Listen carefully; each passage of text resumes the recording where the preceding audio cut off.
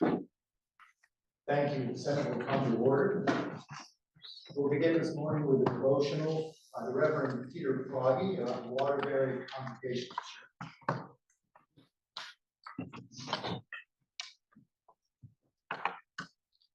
Good afternoon. I've been watching of late a YouTube channel about a young woman who's been riding her motorcycle around the world on back roads. And in a recent episode, she was on the western edge of the Sahara and visited a town called Chinguetti.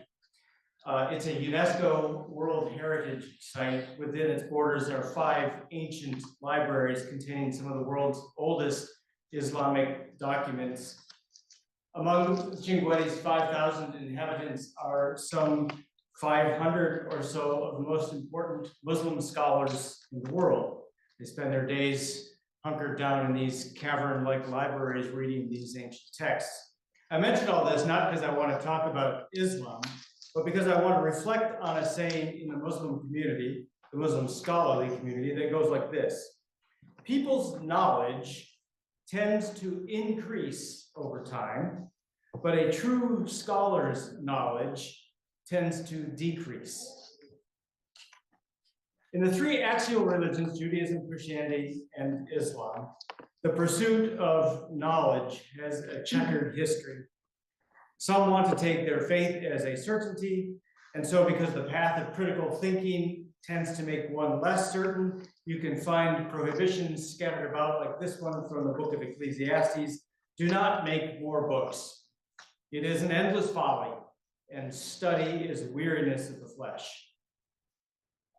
But the more enduring part of the tradition suggests otherwise. One of the sayings of the Prophet Muhammad says, whoever travels a path in search of knowledge, God will cause for that one the path to paradise.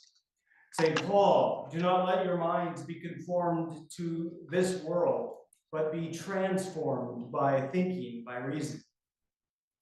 Perhaps the most famous text warning against certainty is Plato's Euthyphro. In it, Euthyphro is asking Socrates to give his blessing on his persecution of his father for killing one of his own slaves. Even though it is not common to bring charges for killing one's slave, Euthyphro is certain that his faith demands it, and he seeks support from Socrates. But Socrates will not allow certainty with regard to the gods, and he demolishes Euthyphro's argument that piety must demand this course of action. Many have bemoaned Plato's refusal to define piety in the Euthyphro, but this is Socrates' basic point. If you are looking for a certain answer to the question, what is required by the gods, in any of the sayings of any of the great religious seers, you will be disappointed. For all of them, piety is of the utmost importance, and for all of them, it is realized only on the way. I quoted the book of Ecclesiastes a minute ago, offering the usual translation, denying the worth of books. But there's another translation that dates back to the 11th century, suggesting this verse should be translated this way: be enjoined, my children, make books without end. And though much study is wearying to the flesh, it is nourishment for the soul. May we who are privileged to be here continue to be nourished by good books, good friends, and good conversation. Blessings in your work.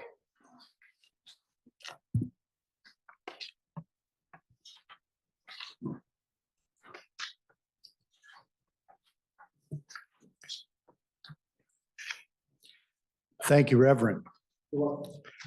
Are there any announcements? We have 2 Rule 31 referrals. S-159 will be referred to the Committee on Appropriations. And S-289 also referred to the Committee on Appropriations. That brings us to the orders of the day.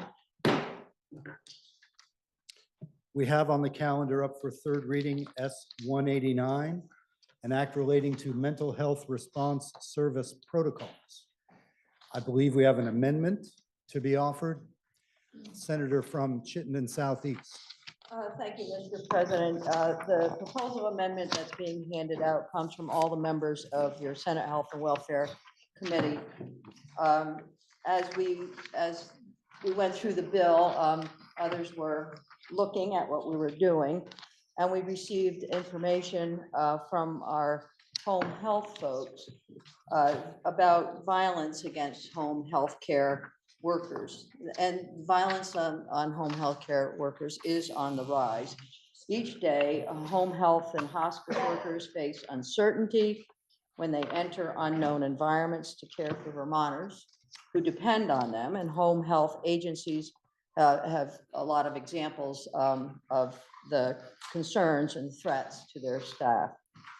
So as a background, under Vermont's current designated system for home health Senator, agencies. if I might interrupt you just momentarily, please be seated. Senator from Chittenden Southeast. Just wanted to make sure that, not knowing how long your presentation would be, please continue, Senator. Hours. Oops. Thank you, Mr. President. I'll go back. The background for this is that currently, the current designated system for home health agencies must accept all eligible patients. So there's no way to deny. And discharging a patient for safety is a very much regulated process, a procedure that goes on. It's a rare occurrence, but it does happen.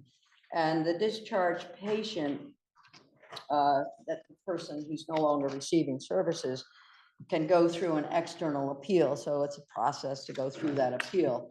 When they're home and they need care and they may not have someone coming in, so that poses a problem. So under current regulations, home health agencies have no discretion about accepting new referrals or making visits to individuals who have already been discharged for safety reasons. So we bring this proposal of amendment to the bill for our home health folks, that if a person has an individual previously discharged from service, patient has been discharged from service by a home health agency to protect the safety of staff in accordance with rules that are already there, adopted by Dale, and if the behavior or conditions causing the discharge cannot be mitigated or eliminated, then a home health agency gains some autonomy to deny a subsequent admission or decline to send a home health agency employee to make a visit if the home health agency has reason to believe the individual who exhibited the behavior that resulted in the discharge is present in the home. So we had testimony from the home health agency folks, and recently received support from the Department of Aging and Independent Living that oversees our home health agencies. That is the proposal amendment, and I would ask the full Senate to support it. Thank you, Mr. President. Thank you, Senator from Chittenden Southeast. The question is, shall the bill be amended as offered by the Senator from Chittenden Southeast? Are you ready for that question? If so, all those in favor signify by saying aye. Aye. All those opposed signify by saying nay. The ayes have it, and you have amended the bill as offered by the Senator from Chittenden Southeast. Are there any further amendments? Seeing none, please listen to the third reading of the bill. S 189, an act relating to mental health response service protocols. Having heard the third reading of the bill, the question is now, shall the bill pass? Are you ready for that question? If so, all those in favor signify by saying aye. Aye. All those opposed, nay. The ayes have it, and you have passed S 189 an act relating to mental health response service protocols. We have up for third reading H 518. Are there any amendments before third reading? Seeing none, please listen to the third reading of the bill. H 518, an act relating to the approval of amendments to the Charter of the Town of Essex. Having heard the third reading of the bill, the question is, shall the bill pass? Are you ready for that question? If so, all those in favor signify by saying aye. Aye. All those opposed, nay. The ayes have it, and you have passed H 518. We have up for second reading S 197, an act relating to the procurement and distribution of products containing perfluoroalkyl and polyfluoroalkyl substances and monitoring adverse health conditions attributed to perfluoroalkyl and polyfluoroalkyl substances. And please listen to the second reading of the bill. Thank you, Mr. President. S 197, an act relating to the procurement and distribution of products containing perfluoroalkyl and polyfluoroalkyl substances and monitoring adverse health conditions attributed to perfluoroalkyl and polyfluoroalkyl substances. Having heard the second reading of the bill, I would call on the senator from Rutland, Senator Williams. Thank you, Mr. President. S 197, I'd like to report that today. It's entitled an act relating to the procurement and distribution of products containing perfluoroalkyl and polyfluoroalkyl, hereafter referred to as PFAS. And it's to monitor adverse health condition attributed to PFAS substances, respectfully report that it has considered the same and recommends the bill be amended as stated, and all after the enacting clause and inserting the rules thereof, section 1. Implementation plan, consumer products containing PFAS. The Agency of Natural Resources, in consultation with the Agency of Agriculture, Food and Markets, the Department of Health, and the Office of the Attorney General, shall propose a program requiring the state to identify and restrict the sale and distribution of consumer products containing PFAS that could impact public health and the environment. The proposed program shall identify categories of consumer products that could have an impact on public health and environmental contamination. Propose a process by which manufacturers determine whether a consumer product contains PFAS and how the information is communicated to the state. Address how information about the presence or the lack of PFAS is a consumer product, in a consumer product is conveyed to the public. Describe which agency or department is responsible for administration of the proposed program, including what additional staff, information technology changes, and other resources, if any, are necessary to implement the program. Determine whether and how other states have constructed and implemented similar programs and identify the best practices used in their effort. Propose a definition for intentionally added consumer product and PFAS, and propose a related public service announcement program and website content to inform the public and health care providers about the processing public health impacts of exposure to PFAS and actions that can be taken to reduce the risk. The Agency of Natural Resources shall obtain input on the recommendation from interested parties, including those that represent environmental, agricultural, and industry interests. On or before September 1st, 2024, the Agency of Natural Resources shall submit an implementation plan developed pursuant to this section and corresponding draft legislation to the House Committee on Environment and Energy and on Human Services and the Senate Committee on Health and Welfare and on Natural Resources and Energy. For the purposes of this section, consumer products include restricted and non-restricted use pesticides. The effective date shall be July 1st, 2024. And after that passage, the title of the bill shall be amended to read, an act relating to restricting perfluoroalkyl and polyfluoroalkyl substances to consumer products. The bill passed out of the Health and Welfare Committee 500.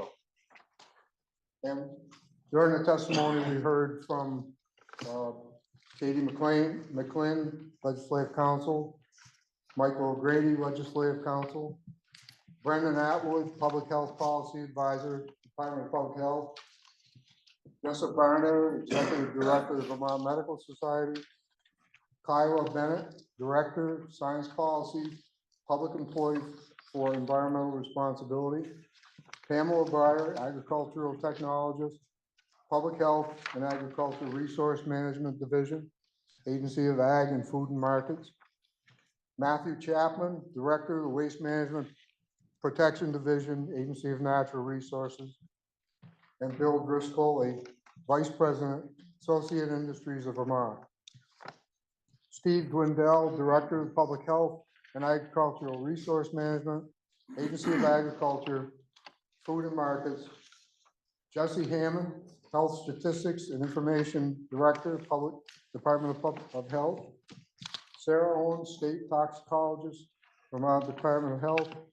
Catherine Palin, Senior Attorney and Director of Environmental Policy, Alliance of Automotive Innovation.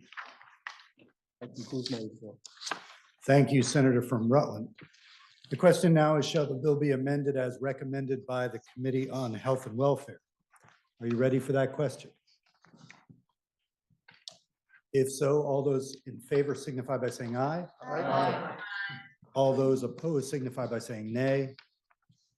The ayes have it, and you have amended the bill as recommended by the Committee on Health and Welfare. Question now is, shall the bill be read the third time? Are you ready for that question? If so, all those in favor signify by saying aye. Aye. All those opposed, nay. The ayes have it, and you have ordered third reading of the S-197, a title that I will not read again. That brings us out of the orders of the day, and I would look to the senator from Windsor for a motion. Thank you, Mr. President. Pending announcements, I would move that the Senate be adjourned until the Ides of March, until Friday, the 15th of March at 11:30 a.m. 2024. Thank you, Senator from Windsor. The senator from Windsor has moved that the Senate stand in adjournment until 11:30 Friday, March 15th. Are there any announcements? Senator from Washington. Thank you, Mr. President. Senate Congress will meet at 1:30.